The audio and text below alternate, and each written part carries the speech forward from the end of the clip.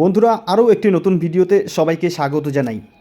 আজকে আমরা জিকে, পুষ্টি ও স্বাস্থ্য, ইংরেজি এবং অঙ্ক সব বিষয়ের উপরে 13তম প্র্যাকটিস ক্লাস নিয়ে হাজির হয়েছি। এখানে সেরা বাছাই করা কিছু কমনযোগ্য প্রশ্ন রেখেছি, যেগুলি তোমাদের আইসিডিএস কর্মী ও সহায়িকা নিয়োগের জন্য খুবই গুরুত্বপূর্ণ হতে চলেছে। তো বন্ধুরা, ভিডিওটি শুরু থেকে শেষ পর্যন্ত অবশ্যই মনোযোগ সহকারে দেখবে। ভালো লাগলে লাইক, কমেন্ট ও শেয়ার করবে। তো চলো বন্ধুরা, আর দেরি না করে আমরা দেখে নিই আজকের প্রথম প্রশ্নটি কী রয়েছে। আজকের প্রথম প্রশ্নটি দেখো বন্ধুরা, কি বলেছে, বাংলা গদ্যের জনক কাকে বলা হয়? এখানে চারটে অপশন রয়েছে: ঈশ্বরগুপ্ত, ঈশ্বরচন্দ্র বিদ্যাসাগর, বঙ্কিমচন্দ্র চট্টোপাধ্যায়, রবীন্দ্রনাথ ঠাকুর।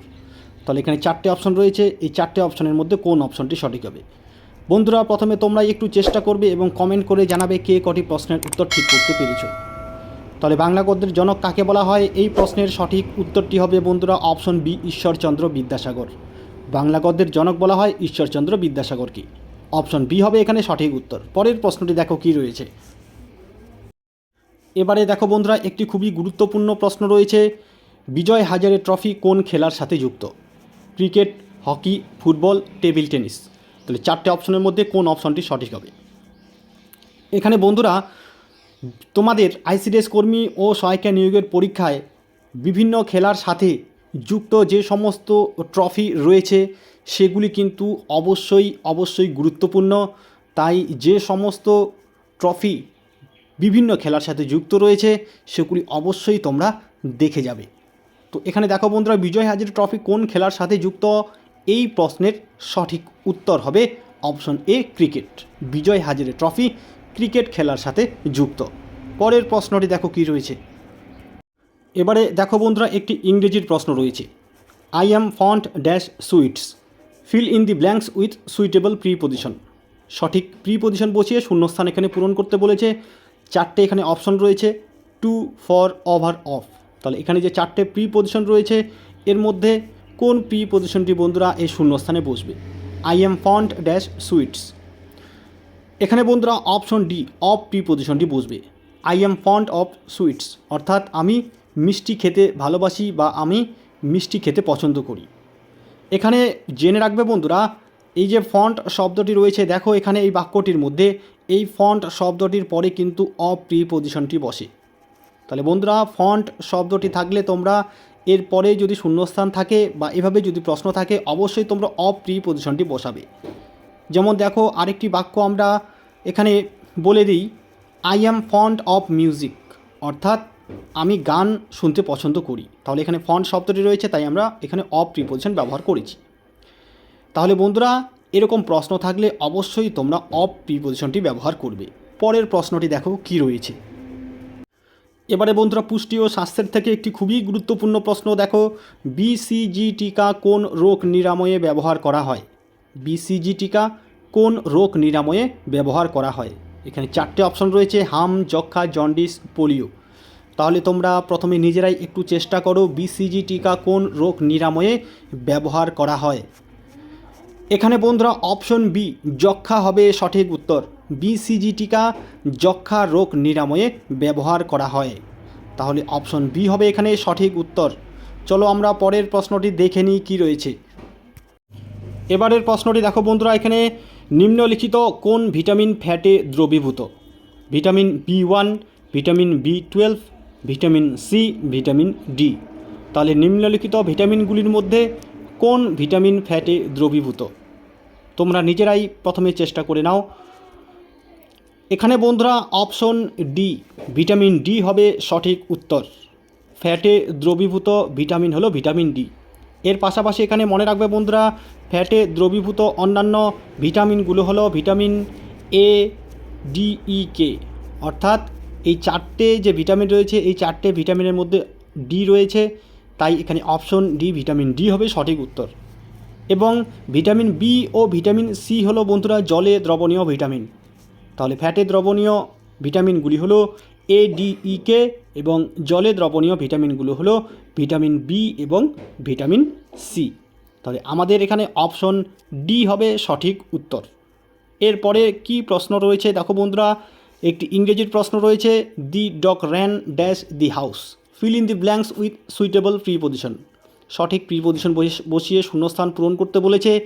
এখানে কোন প্রিপোজিশনটি বসবে? টু, ইনটু, ওভার, বিফোর, এই চারটে এখানে প্রিপোজিশন রয়েছে। কোন প্রিপোজিশনটি শূন্যস্থানে বসবে? এখানে বন্ধুরা অপশন বি, ইনটু প্রিপোজিশনটি বসবে। দি dog ran into the house, অর্থাৎ কুকুরটি দৌড়ে ঘরের ভেতরে প্রবেশ করলো। তো আমরা ইনটু প্রিপোজিশনটি এখানে কেন ব্যবহার করলাম? দেখো বন্ধুরা, বাইরের থেকে ভেতরে প্রবেশ করা বোঝালে বন্ধুরা আমরা ইনটু প্রিপোজিশনটি ব্যবহার করি। এখানে বন্ধুরা দি dog ran into the house, অর্থাৎ কুকুরটি দৌড়ে বাড়ির ভেতরে প্রবেশ করলো। তো এখানে বাইরে থেকে কিন্তু ভেতরে প্রবেশ করা বোঝাচ্ছে, তাই এখানে আমরা ইনটু প্রিপোজিশনটি ব্যবহার করব। তাহলে অপশন বি হবে এখানে সঠিক উত্তর। এর পরের প্রশ্নটি দেখো। এবারে অঙ্কের প্রশ্ন রয়েছে, 2 অঙ্কের ক্ষুদ্রতম মৌলিক সংখ্যা কোনটি? 2 অঙ্কের ক্ষুদ্রতম মৌলিক সংখ্যা কোনটি? অপশন রয়েছে 19, 15, 97 এবং 11। তাহলে এখানে কোন সংখ্যাটি বন্ধুরা 2 অঙ্কের ক্ষুদ্রতম মৌলিক সংখ্যা? বন্ধুরা, প্রথমে মৌলিক সংখ্যা কাকে বলে অবশ্যই জেনে রাখা দরকার।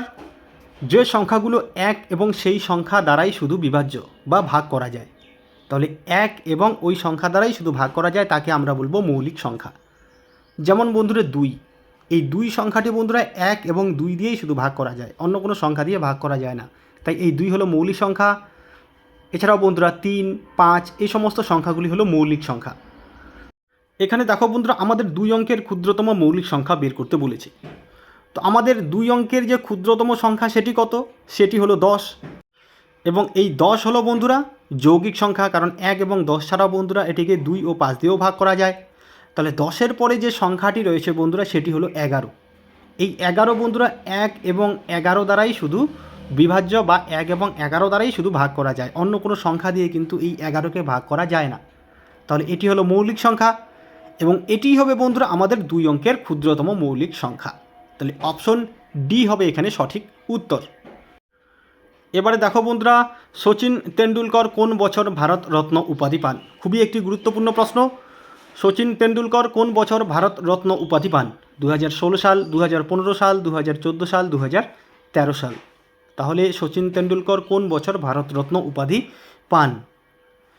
এখানে বন্ধুরা অপশন সি 2014 সাল হবে সঠিক উত্তর। সচিন তেন্ডুলকর 2014 সালে ভারত রত্ন উপাধি পেয়েছিলেন। অপশন সি হবে এখানে সঠিক উত্তর।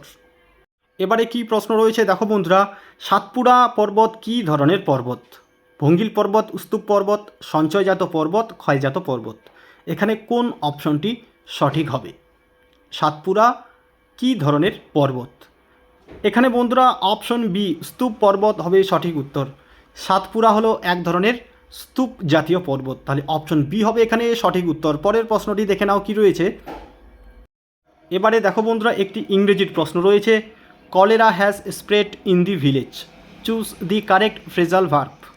অর্থাৎ এই যে স্প্রেড শব্দটি রয়েছে দেখো আন্ডারলাইন করা, এই শব্দটির জায়গায় বন্ধুরা সঠিক ফ্রেজাল ভার্ব এখানে বসাতে হবে। তো এখানে চারটে যে ফ্রেজাল ভার্ব রয়েছে দেখো বন্ধুরা, break in, break out, put out, set for. এই চারটে যে ফ্রেজাল ভার্ব রয়েছে এই চারটের মধ্যে কোনটি বন্ধুরা এই স্প্রেড শব্দটির বদলে এখানে বসবে? তো দেখো এখানে cholera has spread in the village, অর্থাৎ গ্রামটিতে কলেরা রোগ ছড়িয়েছে। তাহলে এই যে স্প্রেড কথার অর্থ হলো হঠাৎ ছড়িয়ে পড়া।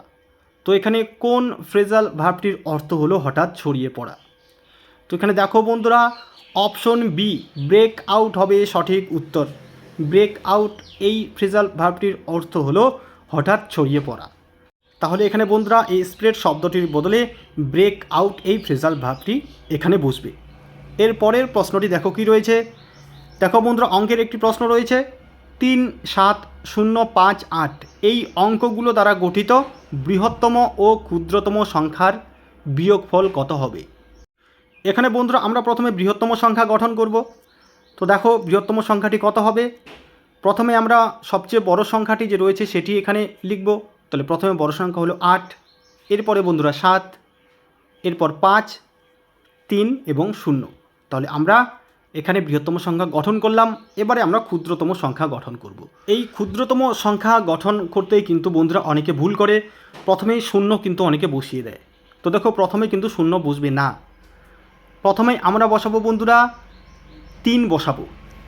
এই যে স্বাভাবিক সংখ্যা রয়েছে, স্বাভাবিক সংখ্যা 1 থেকে শুরু হয়, শূন্যকে কিন্তু স্বাভাবিক সংখ্যা ধরা হয় না।